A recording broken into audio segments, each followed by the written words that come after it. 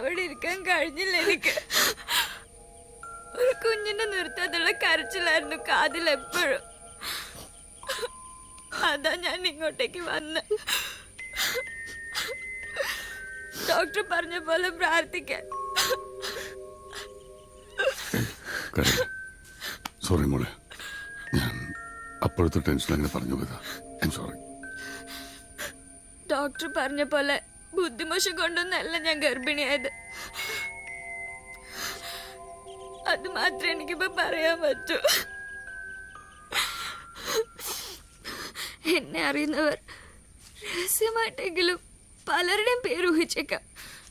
അങ്ങനെ ചിന്തിച്ച് പല കഥകളും ഉണ്ടാക്കാം. പക്ഷെ ഡോക്ടർ അങ്ങനെയൊക്കെ പറഞ്ഞപ്പോ എനിക്ക് താങ്ങാനായില്ല. പലതും മറക്കാനുള്ള ശ്രമമായിരുന്നു. മൊബൈൽ ഫോണിലെ ഗെയിമുകളും ടിവിയിലെ കാർട്ടൂണുകളും. പക്ഷെ അതെന്നെ ഇങ്ങനെ ഒരു പാപത്തിലേക്ക് കൊണ്ടെത്തിക്കുമെന്ന് ഞാൻ വിചാരിച്ചതേ ഇല്ല.